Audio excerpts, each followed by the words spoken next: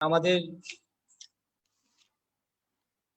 এবারে আমাদের কার্যসূচি হিসেবে আমাদের বক্তা সুবক্তা আসাম বিশ্ববিদ্যালয়ের বাংলা বিভাগের অধ্যাপক দেবাশিস ভট্টাচার্য মহাশয় তার সংক্ষিপ্ত পরিচয় পড়িয়ে দেওয়ার জন্য সংক্ষিপ্ত পরিচয় তুলে ধরার জন্য আমি অনুরোধ করছি আমাদের বাংলা বিভাগের অধ্যাপক ডক্টর মৌসুমী নাথকে।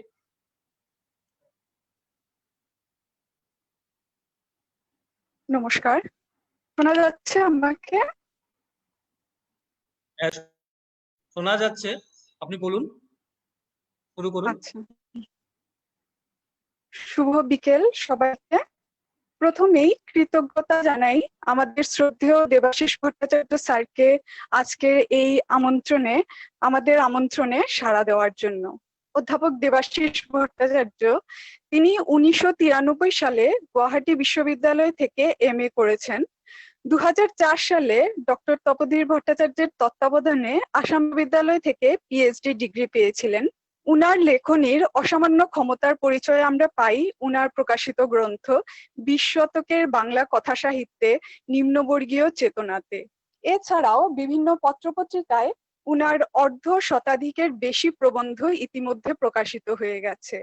উত্তর পূর্ব ভারতের বাংলা সাহিত্য ও সংস্কৃতি, থিয়েটার এবং আধুনিক সাহিত্যের তাত্ত্বিক পর্যবেক্ষণের ক্ষেত্রে উনার আগ্রহের কথা আমরা সবাই জানি। কর্মজীবনেও উনার অভিজ্ঞতা এবং দক্ষতা দুটোই প্রশংসনীয়। জোরহাট জগন্নাথ বড়ুয়া মহাবিদ্যালয়ে এবং করিমগঞ্জ কলেজে তিনি পূর্বে অধ্যাপনা করেছিলেন। বর্তমানে তিনি আসাম বিশ্ববিদ্যালয়ের বাংলা বিভাগের অধ্যাপকের পদে কর্মরত আছেন। ছাত্রছাত্রীদের প্রতি উনার অগাধ ভালোবাসা এবং সহমর্মিতার কথা আমরা সবাই জানি। একদিকে উনার লেখনীর নিপুণ দক্ষতা, অন্যদিকে উনার আধুনিক মনস্তাত্ত্বিক চিন্তা চেতনা সাহিত্য সমাজকে যে সমৃদ্ধ করে তুলছে তাতেও সন্দেহ নেই। আজকের এই অনুষ্ঠান যারা সরাসরি দেখছেন এবং আমার লঙ্কা মহাবিদ্যালয়ের সকল সহকর্মী বৃন্দ যারা প্রত্যক্ষ এবং পরোক্ষভাবে এই অনুষ্ঠানের সাথে জড়িত, আমরা প্রত্যেকেই আশা করছি যে আজকের এই আন্তর্জালিক আলোচনা চক্রে দেবাশিস স্যারের বক্তৃতা আমাদের সমৃদ্ধ করবে এবং নতুন দিগন্তের উন্মোচন করবে। স্যারকে আমি আবারও আমার প্রণাম জানাই এবং এই অনুষ্ঠানে স্যারকে আমি আবারও স্বাগত জানাই। এবার পরিচালক যতন সাহাকে অনুরোধ করব পরবর্তী কথা বলার জন্য। ধন্যবাদ। শ্রদ্ধেয় অধ্যাপক দেবাশিস স্যার মহাশয়কে আমার আন্তরিক অভিনন্দন এবং প্রণাম জানিয়ে তার মহামূল্যবান ভাষণ প্রদান করার জন্য অনুরোধ করছি। স্যার, শুরু করুন প্লিজ। নমস্কার সবাইকে। লঙ্কা মহাবিদ্যালয়ের মাননীয় অধ্যক্ষ মহোদয় ডক্টর অমরজিৎ সিং ভুঁই, IQAC কোঅর্ডিনেটর ডক্টর লোকেন্দ্র কাকতি, আমার আজকের খুব আনন্দ লাগছে যে আমি আজকে জীবনে প্রথমবার কোনো একটি অনুষ্ঠানে আমার পরম শ্রদ্ধার এবং প্রিয় স্যার রবীন্দ্রনাথ ঠাকুর বিশ্ববিদ্যালয়ের বর্তমান উপাচার্য অধ্যাপক অমলেন্দু চক্রবর্তী স্যারের সঙ্গে একই অনুষ্ঠানে বক্তব্য রাখার সুযোগ পাচ্ছি। আমার খুবই আনন্দ লাগছে। বিশ্বদেবদার সঙ্গেও আমার পরিচয় হয়েছে কলকাতায়। আমি বার তিনেক গত 10 বছরে ঢাকা বিশ্ববিদ্যালয়ের বাংলা বিভাগে এমনিতে গেছি ভ্রমণ সূত্রে, কিন্তু কখনো বিশ্ববিদ্যালয় চত্বরে দাদার সঙ্গে আমার দেখা হয়নি। কিন্তু কলকাতায় কোনো একটা জায়গায় আপনার সঙ্গে আমার দেখা হয়েছিল, সম্ভবত কোনো শ্রীহট্ট সম্মিলনী বা এরকম কিছু হতে পারে, নাও হতে পারে। আমি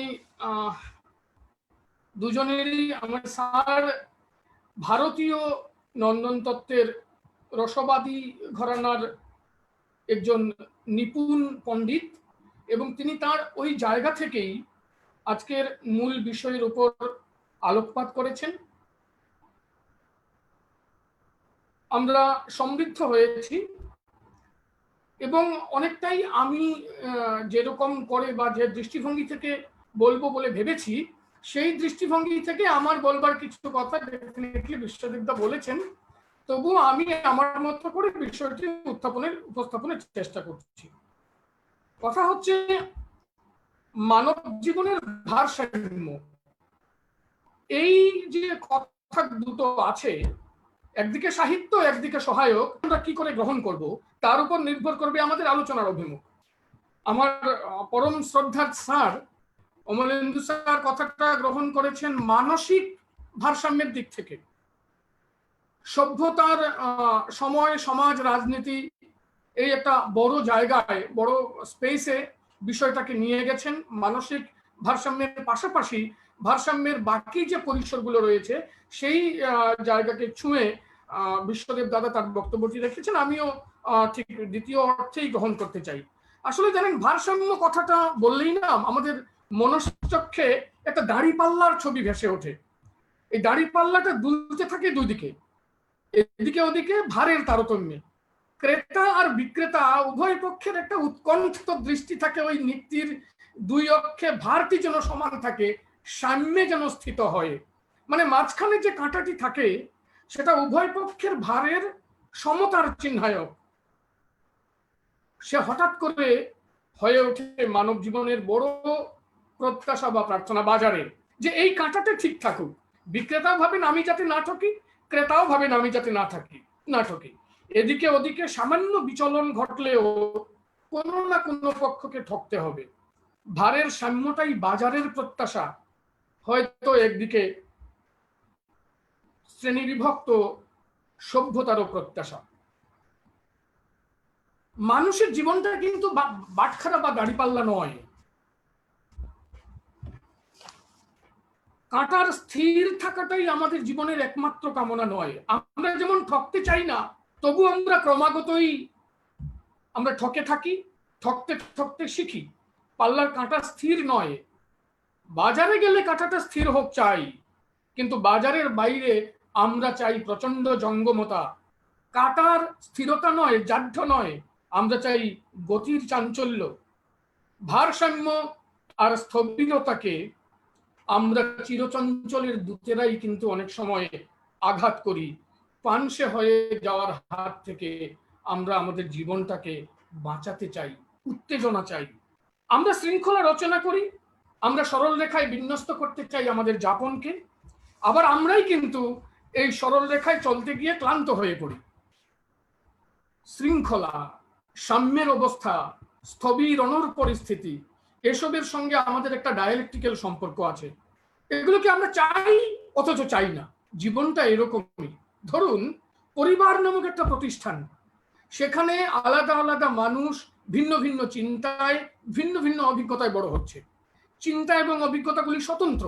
মা, ছেলে, বাবা, দাদু সকলের একটা নিজস্ব জগৎ আছে। তাদের অভিজ্ঞতা অনেক সময় বিপরীত পথে চলে। একই ঘটনাকে বিভিন্ন জন বিভিন্নভাবে দেখেন। অনেক সময় চিন্তাগুলি পরস্পর বিরোধী হয় এবং দুই বা ততোধিক যুযুধান পক্ষ একটাই পরিবারে থাকেন। তবু সমস্ত স্বাতন্ত্র্য এবং বৈপরীত্যকে মান্যতা দিয়েও কিছু সামঞ্জস্যপূর্ণ বিধি ব্যবস্থা আমরা পরিবার নামক প্রতিষ্ঠানটির রক্ষা কবচ হিসেবে রচনা করি। ধরুন, যেমন স্বামী স্ত্রীর সম্পর্ক হচ্ছে পরস্পরের প্রতি বিশ্বাস এবং ভালোবাসার, প্রেমের। পিতা পুত্রকে স্নেহ করবেন, পুত্র পিতাকে ভক্তি শ্রদ্ধা করবে। কিন্তু এগুলি শৃঙ্খলা বা ভারসাম্যের অবস্থা। এই ভারসাম্য কিন্তু অনড় বা স্থির বস্তু নয়। এর মধ্যেও বিচিত্র উচ্চাবচতা রয়েছে। স্বামী স্ত্রী পরস্পরকে ভালোবাসেন, একথা যেমন ঠিক, তেমনি পরস্পরকে ভীষণ রকম অবিশ্বাস করেন, ভীষণ রকম ঘৃণা করেন, আবার সন্ধিতে পৌঁছান। অবিশ্বাস আর বিশ্বাসের ডায়ালেকটিক্স আমাদের প্রতিটি পরিবারের, মানে এটাই আমাদের পরিবারের কাঠামো, আমাদের পরিবারের সম্পদ।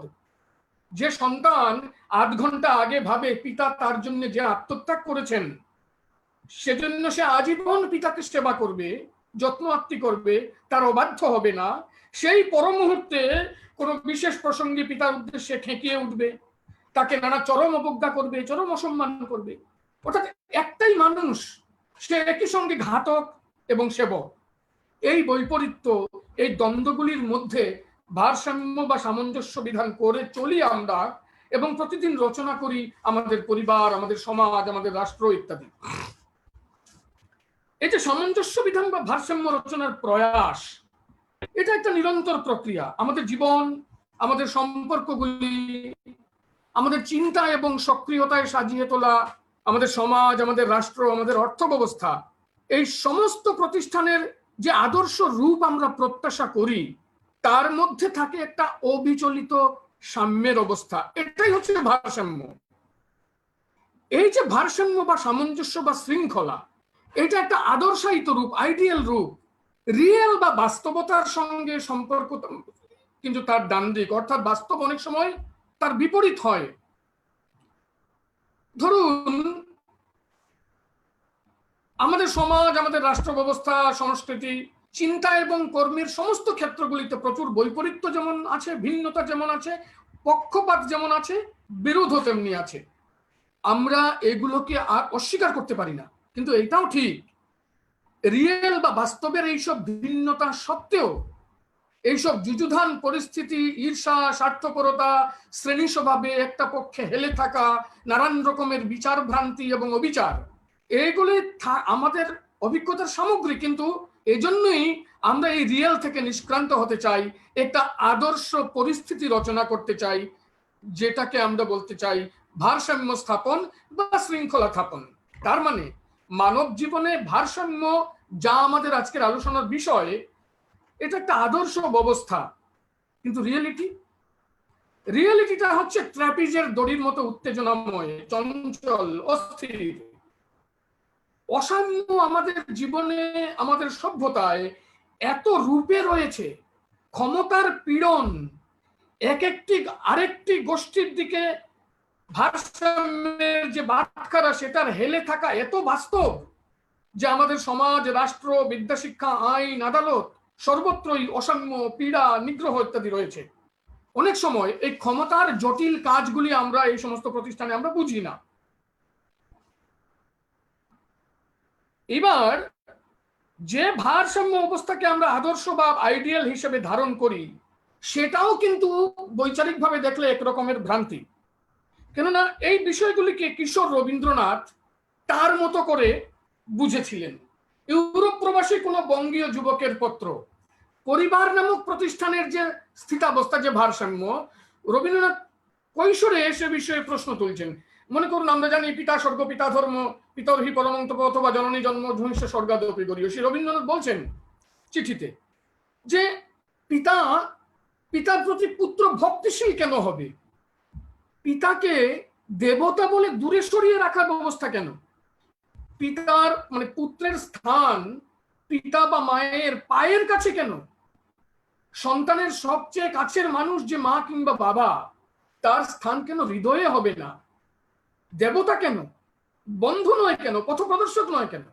এইটা কিন্তু পরিবারের যে ভারসাম্য, আমরা ভারসাম্য একটা পরিবারে বলতে যে সমস্ত নশনগুলির উপর ভিত্তি করে ভারসাম্য রচনা করি, শ্রদ্ধা, ভক্তি, দেবত্বের বোধ, রবীন্দ্রনাথ কিন্তু তার মতো করে কৈশোরে একরকম করে প্রশ্ন তুলছেন।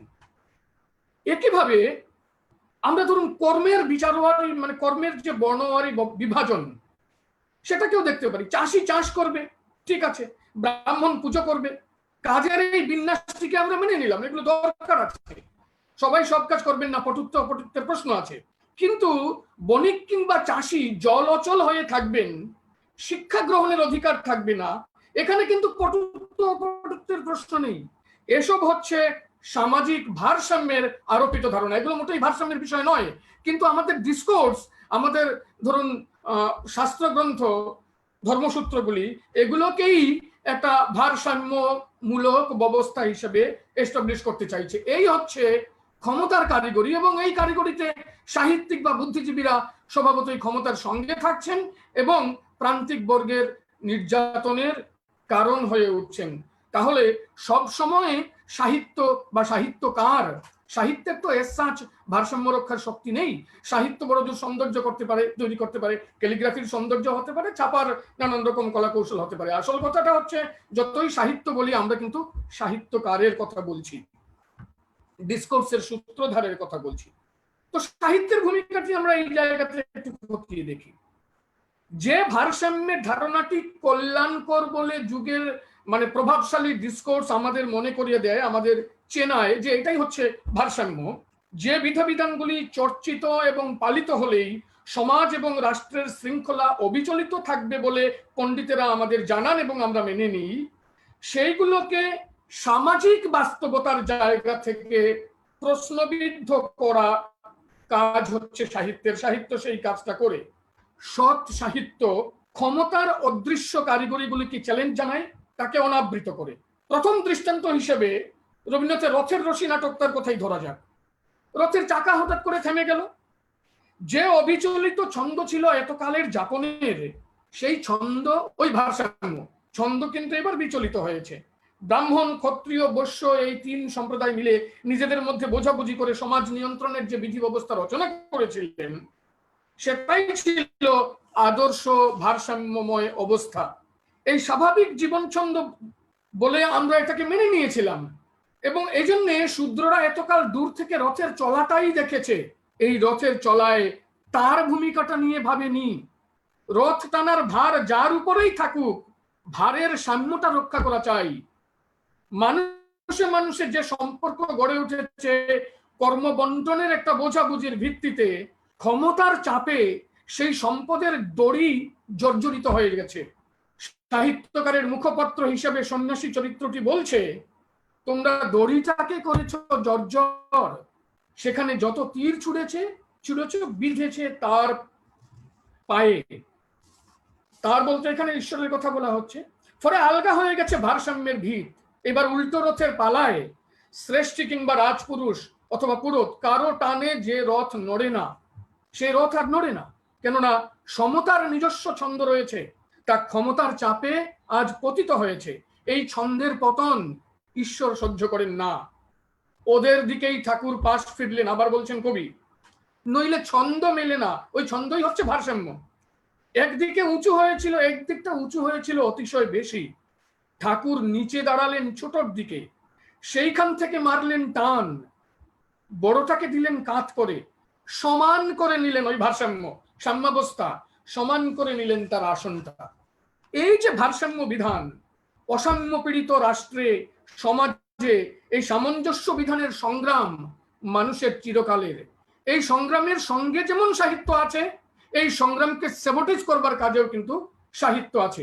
সাহিত্যের এই দ্বৈত ভূমিকাটা। সুতরাং সাহিত্যকারের স্বভাবতই আজকের দিনে কোনো আলোচনায় সাহিত্যকারের মতাদর্শের প্রশ্নটাকে আলোচনার বাইরে রেখে সাহিত্যের আলোচনা সম্ভব নয় বলে আমি সাধারণভাবে একজন তত্ত্বের ছাত্র হিসাবে আমি সেভাবে মনে করি।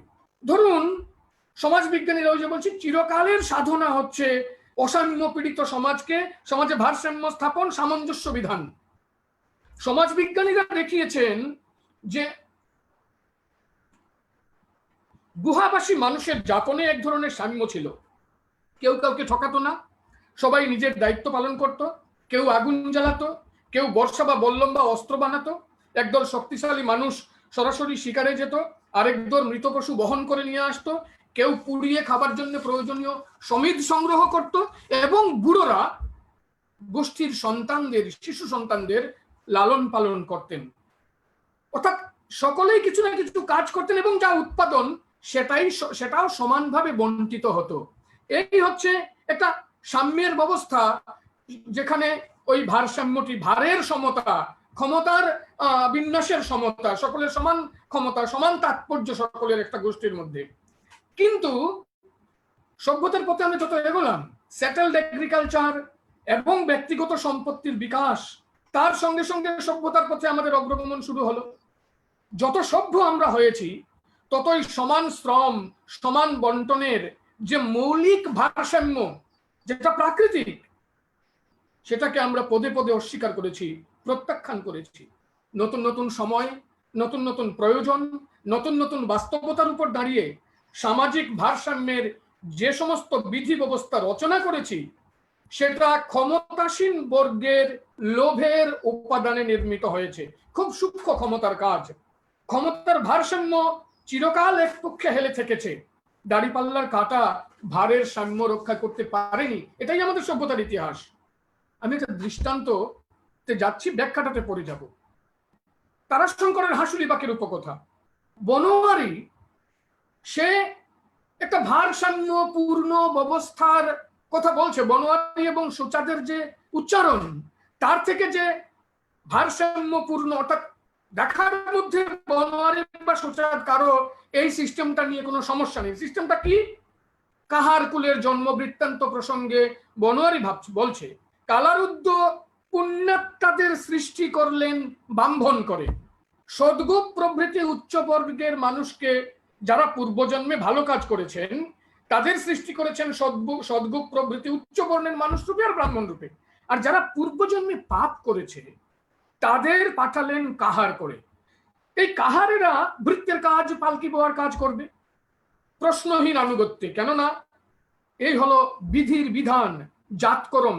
এই দেখুন ভারসাম্যের যে ধারণা, আমি বলছি ক্ষমতার দ্বারা তৈরি করা যে ভারসাম্যের ধারণা, তার যে কতগুলি উপাদান, এই উপাদান কিন্তু এখানে পাচ্ছি। জাতকর্ম, বিধির বিধান, পূর্বজন্মকৃত পাপ, পূর্বজন্মের পুণ্য, এই সমস্ত উপাদানে ডিসকোর্সটা, সন্দর্ভটা তৈরি হচ্ছে এবং একটা প্রবল দুর্নীতিপরায়ণ ব্যবস্থা, সেটা ভারসাম্য ব্যবস্থা বলে প্রচারিত হচ্ছে।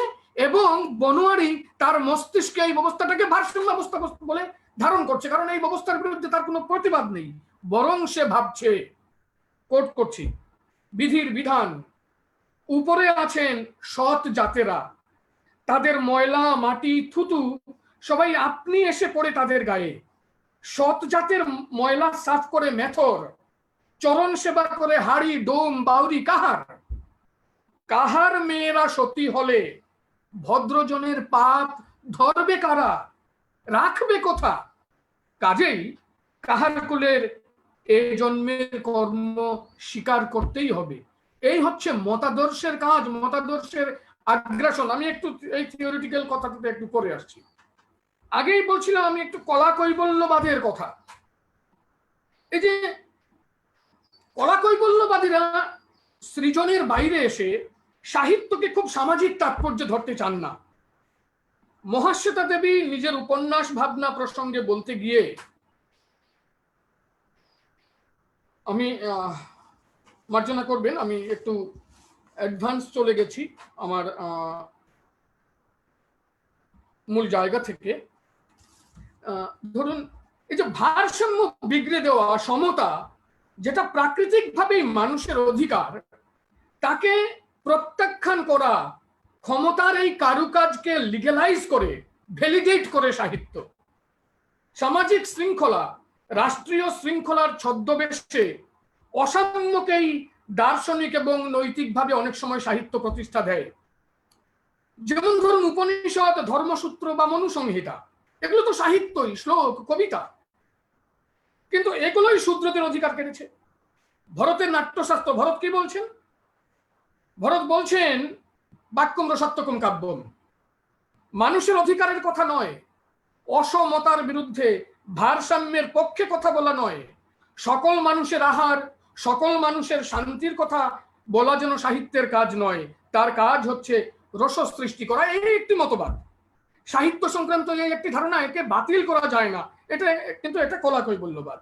আমাদের যে মানে যাকে আমাদের যে বৃহৎ প্রকাশন গোষ্ঠীর স্নেহচ্ছায় লালিত বর্ধিত, যাকে কোট আনকোট বলা হয় মেইন স্ট্রিম লিটারেচার, এই মেইন স্ট্রিম লিটারেচার কিন্তু ওই কলা কৈবল্যবাদের চর্চাই করে। তারা রসাত্মক বাক্যই রচনা করে এবং এভাবেই তারা আসলে প্রতিষ্ঠানের পৃষ্ঠপোষকতা করে।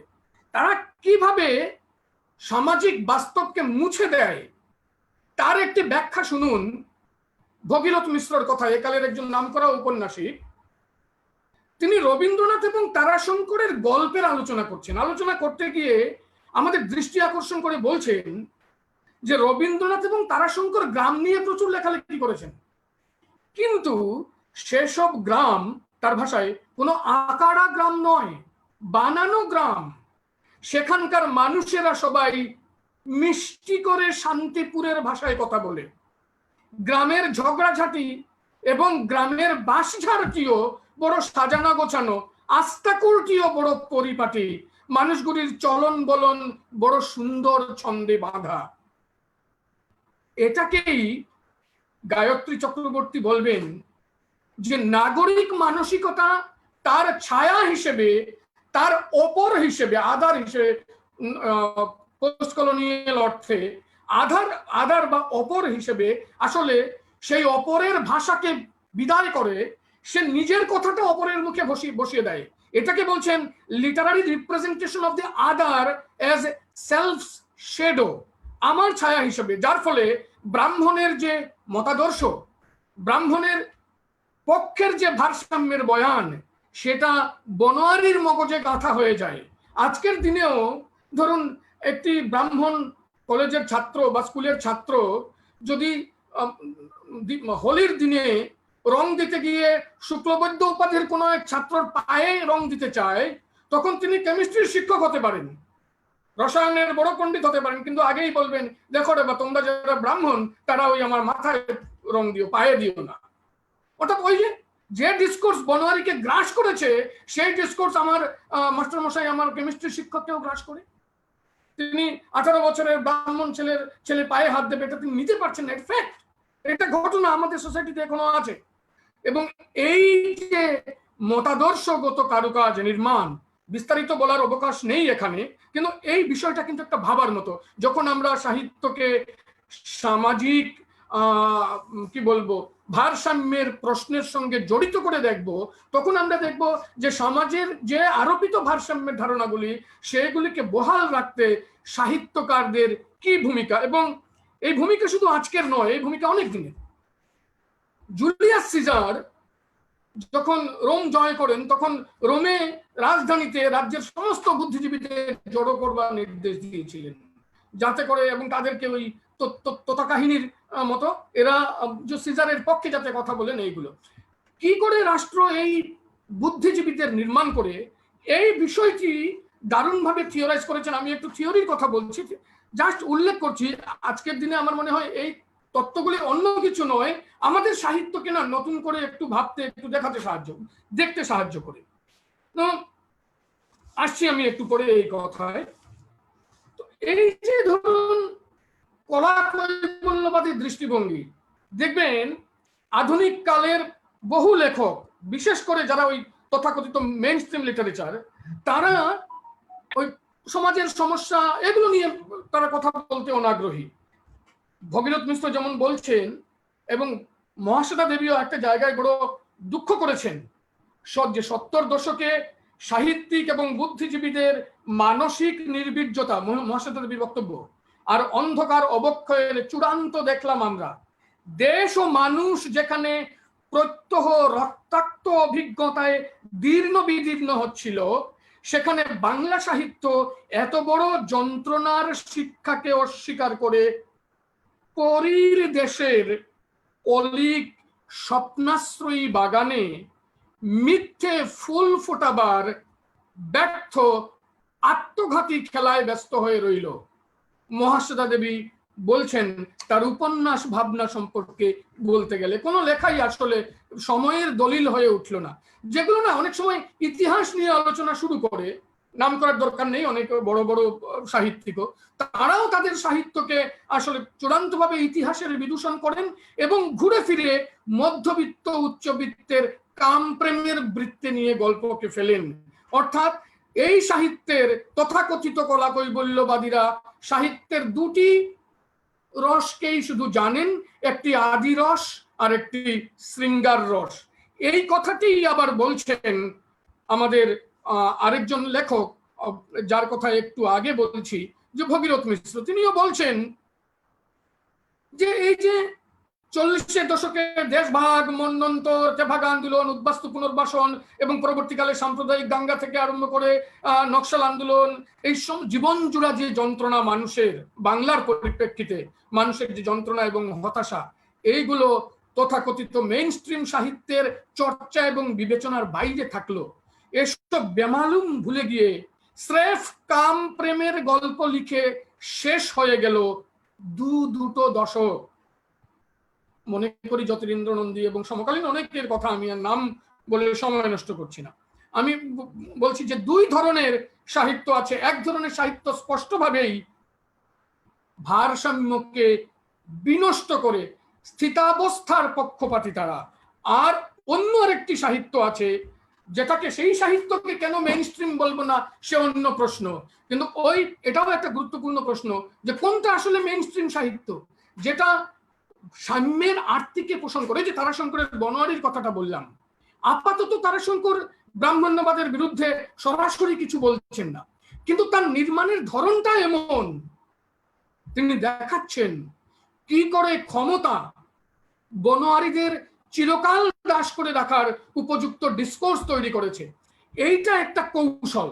অর্থাৎ সরাসরি ওই যে বিশ্ববিদ্যা বলছেন যে সাহিত্যকার তো আর যুদ্ধে মাঠে যাবেন না, তিনি পরোক্ষভাবে, এই হচ্ছে পরোক্ষভাবে অংশগ্রহণ। এই জায়গাতে আমি বলি যে সাহিত্য কি তাহলে প্রপাগেন্ডা করবে?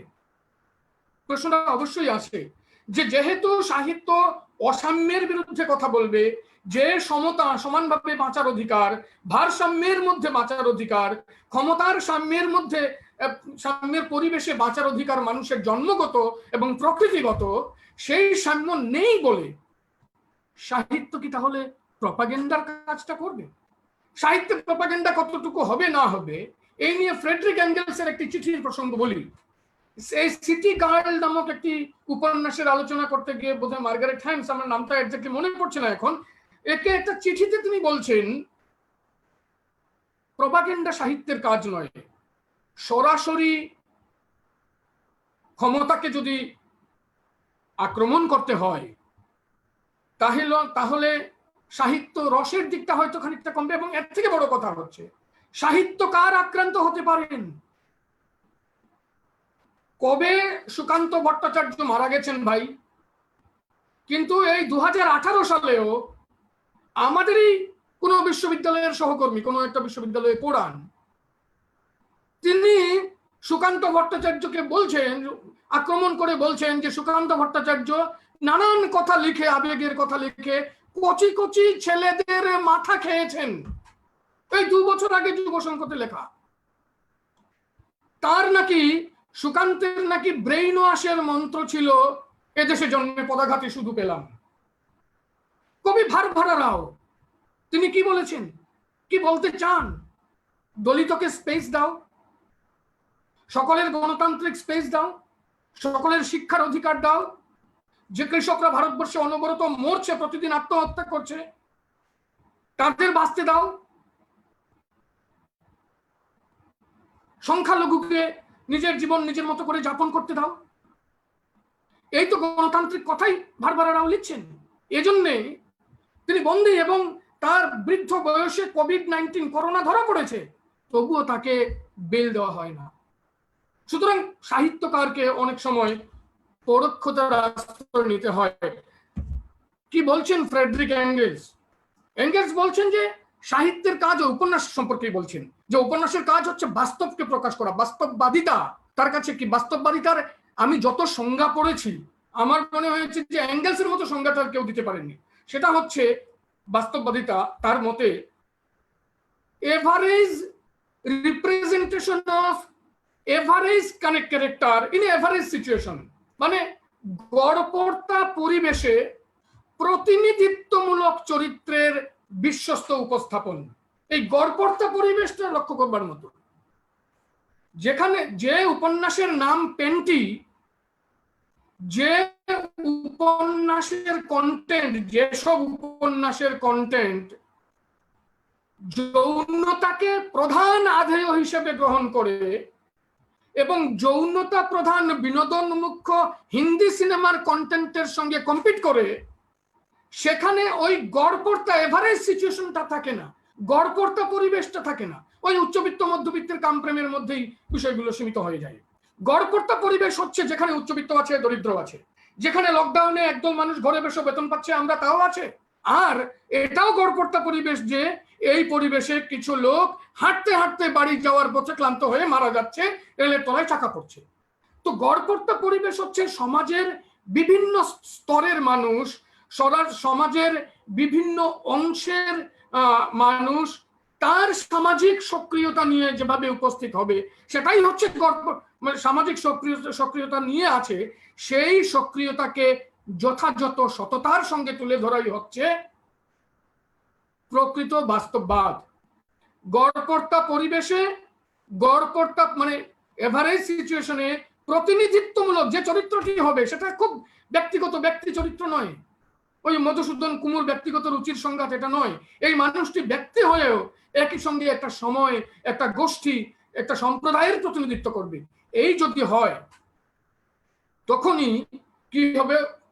এঙ্গেলস বলছেন এইরকম হলে যে ব্যবস্থাটি চলছে সেই ব্যবস্থা, এঙ্গেলসের ভাষায়, যে যদি যথার্থভাবে যে সামাজিক শক্তিগুলির সক্রিয়তা তার বাস্তব পরিপ্রেক্ষিত সহ, মানে আমি যদি বাকটিনের ভাষায় বলি যে ক্রোনোটোপ সহ, ক্রোনোটোপের সঙ্গে ব্যক্তির যে ডায়লগ সেটাকে যদি উপন্যাসের পাত্রে যথার্থভাবে পরিবেশন করা যায় তাহলেই বর্জুয়া বিশ্বের আশাবাদ সম্পর্কে যে মোহগ্রস্ততা সেই মোহ কেটে যাবে পাঠকের। আমি তো চাই একজন সাহিত্যিকের, সব সাহিত্যিক কি চান? ভারসাম্যটা থাক। আর কি চান? ভারসাম্য বিনষ্ট হচ্ছে এই সত্যটাও বুঝুক। ভারসাম্যের, সাহিত্যকারের ভারসাম্য বিধানের যে আরতি, এই আরতির সঙ্গে আরো লোক, তার পাঠক সমাজ যুক্ত হোক। যখন শঙ্খ ঘোষ বলেন ধ্বংস করে দাও আমাকে ঈশ্বর, আমার সন্ততি স্বপ্নে থাক, এর বেশি তিনি কিছু বলেন না, কিন্তু তিনি তো জানান স্বপ্ন আর নেই, সন্ততিদের আর আমাদের পূর্ব প্রজন্ম আমার সন্তানদের স্বপ্ন আর উপহার দিতে পারে না। স্বপ্নে বাঁচার, স্বপ্নে যাপনের, স্বপ্নে সফল হওয়ার বাস্তব আজ আর নেই। সুতরাং ওই যে আমাকে ধ্বংস করে দাও, এ তো আমাকে ধ্বংসের কথা নয়, এ আসলে ভারসাম্যবিহীন ব্যবস্থাটিকে ধ্বংস করার কথা, যে ভারসাম্যবিহীন ব্যবস্থার আমিও একজন। এইভাবেই এই যে বুদ্ধিজীবী সমাজ যারা সাহিত্যের মধ্য দিয়ে স্থিতাবস্থাকে প্রশ্ন তোলেন, ভারসাম্যের আরতি, এই আরতি তো সব দিনের, প্রতিক্রিয়াটা নানান রকমের হতে পারে। প্রবল অত্যাচারের মুখে দাঁড়িয়ে যখন বাউলেরা সমাজকে পরিত্যাগের কথা বলেন, চর্যার কবিরা যখন শূন্যতায় আশ্রয় নেন, অরবিন্দ পোদ্দারের লেখাটা মনে করবেন। অরবিন্দ পোদ্দার দেখাচ্ছেন যে চর্যার কবিদের যে শূন্যতায় আশ্রয় নেওয়া, মানব ধর্ম ও বাংলা কাব্যের মধ্যযুগ, অসাধারণ একটি বই। এটা শুধু শূন্যতার আশ্রয় নেওয়া নয়, এ সমতার আরতি। যে জগৎ আর সমতা দিতে পারে না সেই জগৎকে আমি প্রত্যাখ্যান করলাম, তোমার যে যাপনের নীতি সেটাকে আমি প্রত্যাখ্যান করে কাপালিক হলাম, আমি হাড়ের মালা ধারণ করলাম, আমি তোমার সংস্কার, তোমার রুচি, তোমার নীতিকে পরিত্যাগ করলাম। এর মধ্যে শূন্যতায় যাওয়া, এর মধ্যে একটা নেতিবাদ আছে, কিন্তু এই নেতিবাদের মধ্যেও তো আসলে সামঞ্জস্য বিধানের আরতি, চিরন্তন ভারসাম্যটি প্রতিষ্ঠার আরতি, দমন পীড়নের বিরুদ্ধে কথা বলার আরতি, এই বিষয়টি আছে। প্রশ্ন হচ্ছে সাহিত্য মানব জীবনে ভারসাম্য রক্ষায় কতটা সহায় করে, নাকি ক্ষমতার কুটিল সহযোগী হিসাবে মানবিক সাম্যের দর্শনকেই সে আক্রমণ করে? আমি দেখছি দুটো দিকই আছে। গ্রামসি এবং আলথুজের একটু আমি বলবো যে আমার অনেকে, আমি এগুলো মার্জনা করবেন, স্যারের জন্য নয়, বিশ্ববিদ্যার জন্য নয়, যারা পণ্ডিত এখানে রয়েছেন আমার থেকে বেশি জানেন তাদের জন্য মোটেই নয়, কিন্তু যে সমস্ত নতুন রিসার্চাররা এখন শুনছেন তারা এই যে গ্রামসি, আলথুজের, এরা যেভাবে দেখাচ্ছেন যে সাহিত্যের ভূমিকাটা কি, শুধুই যখন লাঠি দিয়ে, দমন পীড়ন দিয়ে, পুলিশ মিলিটারি দিয়ে দীর্ঘকাল একটা দমনমূলক ব্যবস্থাটাকে টিকিয়ে রাখা যায় না। কি করতে দরকার হয়, ডিসকোর্সের জগতে, প্রতিবেদনের জগতে, সাহিত্যের জগতে, সংস্কৃতির জগতে আইন কানুন, বিধি ব্যবস্থা, শিক্ষা ব্যবস্থা, এইগুলোকে এমন ভাবে সাজাতে হবে যাতে করে স্থিতাবস্থা সম্পর্কে মানুষের সম্মতি আদায় করা যায়। পুলিশ মিলিটারি দিয়ে যে ব্যবস্থা পত্তন করা, এটা হচ্ছে ডমিনেন্স, প্রভুত্ব। আর তার সঙ্গে যখন সাহিত্য সংস্কৃতির মাধ্যমে সাধারণ মানুষের সম্মতি আদায় সেটা যুক্ত হয়, মানে প্রভুত্ব যোগ সম্মতি ইজ ইকুয়াল টু আধিপত্য, মানে হেজিমনি। এই আধিপত্য প্রতিষ্ঠার কাজে রাষ্ট্র বা ক্ষমতা বুদ্ধিজীবীদের কি করে ব্যবহার করে সেটাকে চমৎকারভাবে থিওরাইজ করেছেন গ্রামসি। তার প্রিজনস নোটবুকে একটা প্রবন্ধের নাম হচ্ছে বুদ্ধিজীবীদের গঠন বৃত্তান্ত পড়ে দেখবেন যে কি করে রাষ্ট্র বুদ্ধিজীবীদের নির্মাণ করে। তো আমি যেটা বলতে চাইলাম যে ভারসাম্যের ধারণা যেটা, সেটাও আসলে প্রকৃতপক্ষে সামাজিক শৃঙ্খলার ধারণা, এবং প্রায়শই এই ধারণা মানুষের যে মৌলিক সমতার অধিকার, সমানভাবে বাঁচবার এবং ভোগ করবার জন্মসিদ্ধ অধিকার, তার সঙ্গে প্রায়শই ভারসাম্যের ধারণা সামঞ্জস্যপূর্ণ নয়। যে এখন ওই সমতার কথা বলবে সে অনেক সময় রাষ্ট্রদ্রোহী বলে বিবেচিত হবে। আমি অলরেডি সুকান্ত ভট্টাচার্যের কথা বলেছি, যিনি রিভার বিটুইন লিখেছেন, কেনিয়ার লেখক, ওই ওয়াথিয়াং নগুগি ওয়াথিয়াং, তার জীবনেও এইরকম নির্যাতন এসেছে। মোট কথা, জীবনে এবং সমাজে ভারসাম্য নেই, এই বাস্তবটার উপর আমরা দাঁড়াই প্রথম। তারপরে এই বাস্তবতাটা মেনে নিয়ে আমরা ভাবি, বলি, সিদ্ধান্তে আসি। সাহিত্য অনেক সময় ক্ষমতার দ্বারা পরিপোষিত হয়ে ওই বনোয়ারিদের মতো মুখ থেকে তার ভাষাটিকে বিদায় করে আমার ভাষাটি ঢুকিয়ে দিয়ে, সেভাবে আমরা আসলে ভারসাম্যের যে ক্ষমতা পোষিত ধারণা, সেই ধারণার পোষকতা করে কিছু সাহিত্য, আবার সৎ সাহিত্য, যাকে গ্রামসি বলবেন সমাজ থেকে উঠে আসা অর্গানিক ইন্টেলেকচুয়াল, সে সমাজে এবং জীবনে সর্বক্ষেত্রে ভারসাম্য প্রতিষ্ঠার আরতি এবং আকাঙ্ক্ষা রাখে। এই আকাঙ্ক্ষাই তো আমরা দেখি মুকুন্দ চক্রবর্তীর কালকেতু, সে তার গুজরাট নগরের নতুন অর্থনৈতিক ব্যবস্থা বা বিধি ব্যবস্থা কিরকম হবে, বুলান মন্ডলকে সম্বোধন করে তার যে অ্যাড্রেস, সেখানে বলছে 300 কর নেব না। জমিতে মুকুন্দ চক্রবর্তী নিজে ভূমি সংলগ্ন জীবনে সাংঘাতিক কষ্ট করেছেন, তার এই অভিজ্ঞতাটা দেখুন। তিনি বলছেন যে জমি আবাদ করবার জন্য যে 3 বছর আমি কোনো ট্যাক্স নেব না, এবং আমার এখানে নন্দী পালিত ভঞ্জর মতো উচ্চ বর্ণের কায়স্থদের পাশেই অগুরি, মাল, ওই মেথর, এইগুলো সমস্ত সাপুড়ে একদম নাম করে করে বলছেন তন্তুবায়, এরা সবাই এক জায়গায় মিলেমিশে থাকবে, আর আমার দেশে মহাজনী আর ডিহিদারি থাকবে না। এই তো আকাঙ্ক্ষা। এই আকাঙ্ক্ষা, মুকুন্দের অনেক সীমাবদ্ধতা আছে। তিনিও ট্রাইবেল লোকটার মুখে একেবারে আর্য দেবতার অর্চনার মন্ত্র বসিয়ে দিয়েছেন, সে আলাদা কথা। সে ওই আদারের নির্মাণ প্রক্রিয়ার মধ্যে মুকুন্দ চক্রবর্তী ও তার অবস্থানগত সীমাবদ্ধতার দরুন হয়তো কালকেতুকে কিছুটা বিনির্মাণ করেছেন, কালকেতুকে কিছুটা আধুনিক বা সভ্য ব্রাহ্মণের অনুগত করে তুলেছেন। ট্রাইবেলের অর্চনার ভাষা তো আর ওই উপনিষদের বা স্মৃতিশাস্ত্রের মন্ত্রের একই ভাষা হতে পারে না। এটা হয়েছে, কিন্তু তা সত্ত্বেও এই বিষয়টা লক্ষ্য করুন। এই যে ধরুন মানুষের জীবনে এবং সমাজে সমতার দাবি, এটাই একজন সৎ সাহিত্যিক রাখেন, অনেক সময় অতি নিরীহ ভাবে রাখেন। আরেকটি উদাহরণ দিচ্ছি, আমি শেষ করব এইবার। এই তিতাসেট্টি নদীর নাম, একটি কিশোর, সে নৌকা চড়ছে, নৌকার মাঝে তার সঙ্গে গল্প করছে। গল্পে দেখা গেল একটি ব্রাহ্মণ ছেলে, সে অত্যন্ত একটি গ্রীষ্ম দিনে হাঁটতে হাঁটতে হাঁটতে হাঁটতে ক্লান্ত হয়ে পড়েছে, একটা গ্রামে একজনের কাছে জল খেয়েছে। জল খাওয়ার পরে সে জানতে পেরেছে পরিচয়, মেয়েটিকে জিজ্ঞাসা করেছে যে আপনি কোন জাতির, জল খাওয়ার আগে নয় কিন্তু, তৃষ্ণা মেটার পর এইবার তার মনে হয়েছে যে আচ্ছা আপনি কোন জাতির।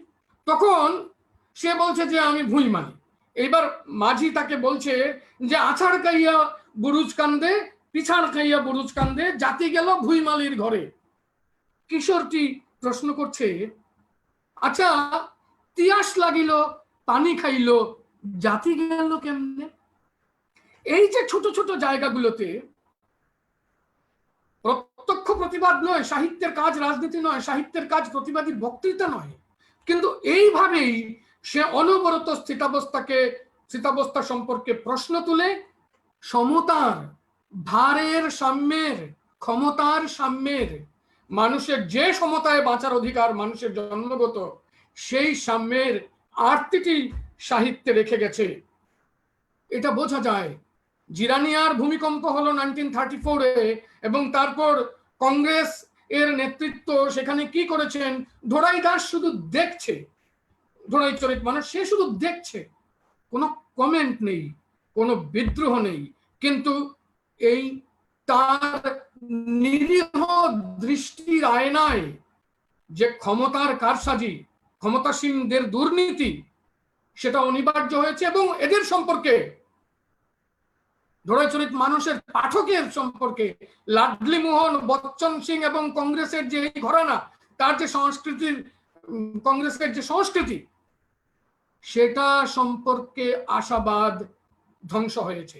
এই উপন্যাসেই দেখবেন কি করে গান্ধীকে মহাত্মা বানানো হচ্ছে। এটাকেও কিন্তু, অর্থাৎ ক্ষমতাসীন বর্গ, সমস্ত মানুষ, ভারতবর্ষের মানুষ অধিকার সচেতন হোক, এটা চায় না, চায়নি কংগ্রেস। চৌরি চৌরার ঘটনাকে কেন্দ্র করে বিদ্রোহ উদ্রোহ করা, এগুলো আমাদের মনে আছে। এবং একই সঙ্গে কংগ্রেস যা করেছে, গান্ধীকে ভগবান বানিয়েছে, এখনো আবার নতুন করে ভগবান বানানো হচ্ছে, ভগবান বানানো হচ্ছে। যত বেশি ভগবান বানানো হয় সাহিত্যে, তত বেশি ওই ভগবান বানানোর প্রক্রিয়াটিকে নানাভাবে অনাবৃত করার উপাদান থেকে থাকে। কাজ হচ্ছে, আমরা যখন পাঠক, আমরা যখন পড়ব, তখন আমরা শুধু গল্পটাই পড়ব না, একই সঙ্গে সাহিত্যে ওই মতাদর্শগত কাটাকুটি, মতাদর্শের দ্বন্দ্বটা কিভাবে আসছে, সেখান থেকে সাহিত্যিকের অবস্থানটাও যদি আমরা বুঝে নেওয়ার চেষ্টা করি, সাহিত্যিকের স্ট্রেসের জায়গাগুলোকে যদি বুঝে নেওয়ার চেষ্টা করি, তাহলে দেখব বিনোদন প্রধান সাহিত্যের বাইরে সাহিত্যের একটা বড় অংশ কিন্তু চিরকাল ধরে মানব জীবনে ভারসাম্যের আরতিটুকু বয়ান করে গেছে, উচ্চারণ করে গেছে। একই বিষয় আরেকটি ছোট্ট বিষয় এড করব আমি, সেটা হচ্ছে ওই আরেকটি তত্ত্বের কথা। প্রাধান্যপ্রবণ সাহিত্যে, উচ্চবিত্ত মধ্যবিত্তের সাহিত্যে হয়তো অনেক সময় স্থিতাবস্থার প্রতি পক্ষপাত, কিন্তু ওই বাকতিন বলছেন তার কার্নিভাল সংক্রান্ত ভাবনায়, যে কার্নিভাল গুলোতে, লোক উৎসব গুলোতে ডিসকোর্সের আরেক রকম নির্মাণটা দেখা যায়। সেখানে লালনে কয় জাতের কৈরূপ, বা আমি শুধু মনে করিয়ে দেবো, আপনারা পড়ে দেখবেন হেমাঙ্গ বিশ্বাস কিভাবে ভাওয়াইয়াকে দেখছেন, হেমাঙ্গ বিশ্বাস কি করে রামপ্রসাদী গানের একটা ব্যাখ্যা করছেন। সেখানে লোক সংস্কৃতির অঙ্গনে যে প্রকৃত ওই ক্ষমতাসীন বর্গের যে ভারসাম্য নামক ধারণার আরোপ, তাকে প্রত্যাখ্যান করে কার্নিভালের দার্শনিক যে অবস্থান বা কার্নিভালের যে দার্শনিক ব্যাখ্যা, সেটাকে কার্নিভালের স্পেস থেকে, স্পেসগুলোকে যদি আমরা দেখি, ইভেন আমাদের বাংলা সাহিত্যে বিভিন্ন জায়গায় কার্নিভালের প্রচুর স্পেস রয়েছে, কবি গান, এগুলো, এই সমস্ত স্পেসগুলোতে যদি দেখি, তাহলে দেখা যাবে যে সে আপাতত নিরীহ ভাবেও কিন্তু ক্ষমতাকে প্রত্যাখ্যান করেছে, অন্তর্ঘাত করতে চেয়েছে, এবং তার অন্তর্ঘাতী বয়ানে মূল প্রার্থনাটি ছিল কিন্তু সমতা বিধানের প্রার্থনা, সাম্যের প্রার্থনা, ভারসাম্যের প্রার্থনা। আমি হয়তো একটু বেশি সময় বললাম। আমার কথাগুলো এতক্ষণ ধরে শোনার জন্য আমি সকলকে ধন্যবাদ জানাচ্ছি। আমি আমার লঙ্কা মহাবিদ্যালয়ের যারা সহকর্মী বাংলা বিভাগের, সকলকে কৃতজ্ঞতা জানাচ্ছি, এবং যারা উপস্থিত শ্রোতা এতক্ষণ ধরে প্রায় 2 ঘন্টার উপরে এই এতে আছেন, আলোচনা চক্রে শুনছেন, সকলকে আমার ব্যক্তিগত তরফ থেকে ধন্যবাদ এবং কৃতজ্ঞতা জানিয়ে আজকে আমার বক্তব্য শেষ করছি। নমস্কার। স্যারের আলোচনায় অনেক নতুন নতুন দৃষ্টিকোণ উন্মোচন করলেন। স্যার গত 1 ঘন্টা যাবত যে আলোচনা করলেন, তার মধ্যে তিনি ভারসাম্যের সঙ্গে যে সামাজিক যে সাম্যের সেই প্রসঙ্গ তুলে ধরলেন। সেই সঙ্গে উঠে এসেছে সমাজ, পরিবার স্বজনের যে সাম্য, এবং তিনি বিস্তারিতভাবে সাম্যের কথাটা তিনি তুলে ধরলেন। স্যারের এই আলোচনায় এক নতুন দিগন্তের উন্মোচন করবে বলে আমাদের দৃঢ় বিশ্বাস, এবং স্যারকে আবার পুনরায় অনেক অনেক অনেক ধন্যবাদ জানাচ্ছি। স্যার সুস্থ থাকবেন, ভালো থাকবেন, স্যারের দীর্ঘায়ু কামনা করছি। এখন আমাদের অনুষ্ঠানের একেবারে শেষ পর্যায়ে এসে পৌঁছেছি।